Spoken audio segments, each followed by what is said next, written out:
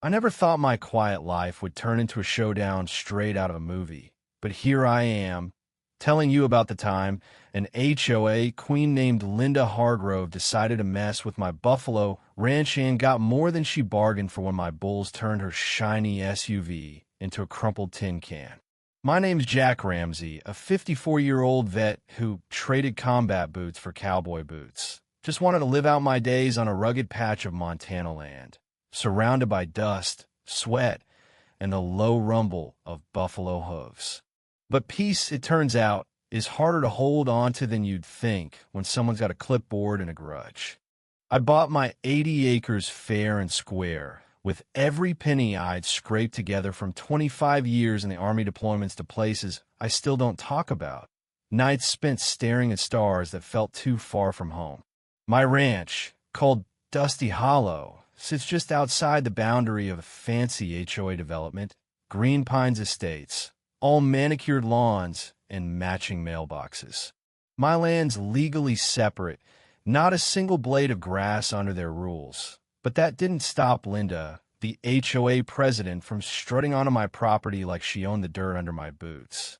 I was mending a fence one morning, the sun barely up, when I heard her SUV crunching down my gravel drive, tires rolling slow, like she was sizing up a battlefield. She stepped out, heels, pearl earrings, a lavender-scented cloud that hit me before her voice did. "Mr. Ramsey," she said, sharp as a tack, "this fence of yours is an eyesore. And those animals? They're a danger to our community." I wiped the sweat off my brow, leaned on my shovel, and said, calm as I could, "Ma'am, you're on my land, and my land ain't part of your HOA. She smirked like I just told a bad joke and said, "It's close enough, and we have standards." I pointed to the county line marker, clear as day, and told her, "You've got no say here, take it up with the law if you disagree." She clutched her clipboard tighter, spun around, and marched back to her car, leaving me with a bad feeling, like the calm before a sandstorm. That was just the start. Over the next few weeks, it was like Linda declared a one-woman war. Letters started showing up in my mailbox, fines for non-compliant fencing, complaints about livestock hazards, even a demand to tear down my barn, which has stood longer than Green Pines itself. I took the papers to my lawyer, Tom Carver, a wiry guy who'd rather wrestle contracts than cattle. He laughed as he flipped through the stack, saying, "Jack, they've got no ground to stand on your land's exempt, no deed restrictions, no easements." But Linda didn't care about legalities. I started noticing things trash dumped along my fence, a water valve tampered with, costing me a day's work, even a drone buzzing over my buffalo like some spy movie nonsense. I wasn't paranoid, but I wasn't stupid either. I put up new cameras, motion-activated, cloud-uploaded, and swapped my gate lock for a keypad. I'd seen enough in my years to know when someone was testing a line, and Linda wasn't just testing, she was kicking at it, daring me to push back. Things got heated when my neighbor, Sarah Klein, a beekeeper with a farm next to mine, came by with a jar of her honey and a warning. "Jack," she said, setting the jar on my workbench, "Linda's got the HOA board riled up. They spent half their last meeting trashing your ranch, saying your buffalo are a lawsuit waiting to happen." I chuckled, but it was a dark kind of laugh. "Opinions aren't law," I said, but Sarah's eyes were serious. "She's talking about handling the animal problem herself, watch her back." That's when I knew this wasn't just about fences. Linda saw my buffalo, my way of life, as a stain on her perfect little kingdom. She wanted control, and I wasn't giving it up. The first big showdown came on a crisp Saturday morning. I was in the barn, laying straw for the calves, when I heard tires on gravel too slow for a delivery, too bold for someone lost. I stepped out, and there she was, Linda, halfway up my drive, her SUV parked crooked outside the gate, one tire off the dirt. She was in a crisp white blouse, sunglasses perched like a crown, an HOA badge gleaming on her chest like she was FBI. She held a camera in one hand, a folder in the other, and called out, "Good morning, Mr. Ramsey. I'm here for an inspection. Your barn might be violating easement lines." I walked toward her, boots steady, and said, "You're trespassing, ma'am." She didn't blink, just snapped a photo of my barn and said, "This'll only take a minute." I pointed to the signs, 3 of them, nailed clear as day. Private property. No trespassing. Livestock area. Enter at your own risk. "You see those?" I asked. She waved me off, saying, "As HOA president, I'm obligated to protect community safety. Your buffalo are a threat." I stepped closer, not loud, just firm. "This ain't your land, and those bulls don't answer to you. Last warning." She tried to brush past me, her hand grazing my arm like she thought she could shove me aside. I didn't budge, just stared her down, and for a split second, I saw fear flickering behind those sunglasses. She backed off, muttering about lawyers, and peeled out, gravel flying. My heart was pounding, not from anger, but from something deeper. A line had been crossed, and I knew she'd be back. I called Tom that afternoon, told him everything. He was already drafting a cease and desist, saying she walked onto your land, ignored signs, took photos begging for trouble. We bolted the notice to the gate, laminated, with Tom's office number in red ink. I added another trail cam, high in a pine tree, and changed the gate code. But Linda didn't stop. She drove by twice that week, never entering, just watching. Then came a sticker on my mailbox, HOA, trash zone petty, but pointed. I burned it in my fire pit, but the message stuck. She wanted a fight. The real chaos hit on a Wednesday afternoon. The sun dipping low, my buffalo drifting toward the shade. I was fixing a water line when I heard an engine roar too close, way too close. I dropped my wrench and ran, heart thumping like a war drum. Rounding the barn, I froze. Linda's red SUV was inside my pasture, 30 yards past the gate, which hung bent, like she'd punched in an old code I hadn't changed after a repair guy's visit. My fault, but her madness. She was in the driver's seat, windows up, scanning the field like she was on safari. 3 bulls, Hank, my lead with a notched horn, and Buck, a massive beast with a mean streak, were already facing her, heads low, nostrils flaring. I waved my arm, shouting, "Back up, Linda! Back up!" She didn't hear or didn't care. Then she did the dumbest thing possible. She honked. The sound ripped through the quiet like a grenade. Hank bellowed, a deep, earth-shaking roar, and charged. His head slammed into her SUV's side, metal crunching like foil. The car rocked. Linda screamed inside, ducking low.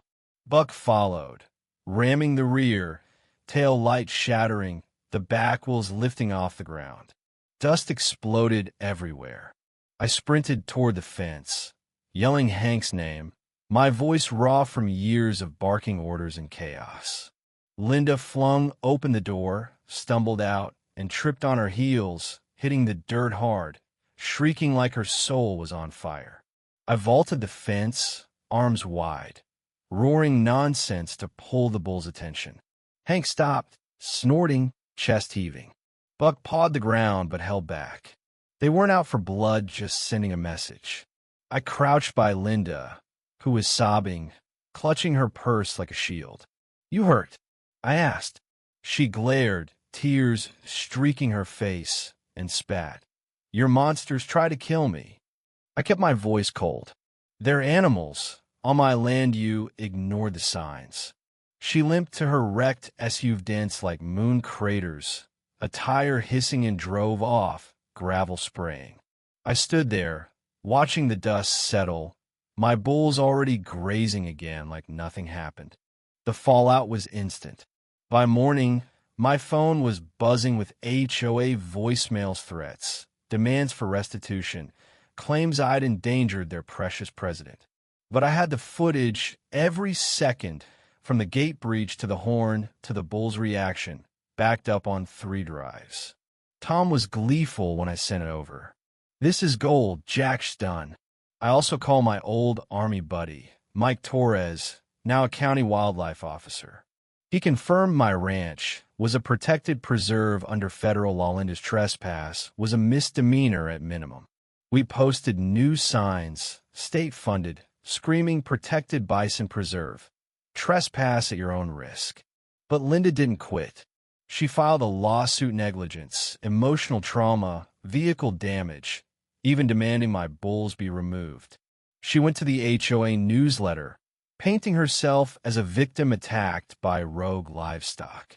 The comments online were brutal, though people saw through her, asking why she'd driven into a buffalo field uninvited.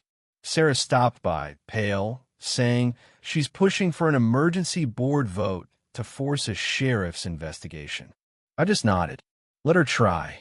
Then came the second incident, a week later. I heard another engine, too deep in my land. I ran out and saw her SUV again, mangled but running, parked in the pasture.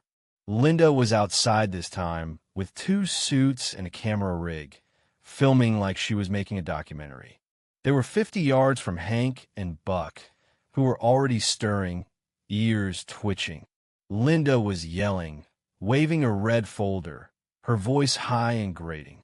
I shouted, "Stop, back away slow." The suits froze, but Linda kept going, flashing her badge like it meant something to a buffalo. Hank grunted, low and mean, and charged. The SUV flipped onto its side, hood crumpling like paper. Linda stumbled, fell, and screamed, the suits bolting, leaving their camera. Buck locked onto her, but I got there first, roaring until my throat burned. Hank stopped, snorted, and turned away. Message delivered. Linda was shaking, unhurt, but terrified. I called 911, showed the sheriff the footage, the signs, the live stream still running on her abandoned camera. The deputy just shook his head. She's lucky she's alive. This is on her. The courtroom was the final nail. Judge Clara Holt watched the footage, Linda's own live stream, showing her ignore every sign, taunt the bulls, and panic when they reacted. Tom laid out our case: trespass, defamation, harassment. The judge looked at Linda, neck brace and all, and said, "You entered private land, ignored warnings, and provoked protected animals. Why?" Linda stammered about community safety, but Clara wasn't buying it.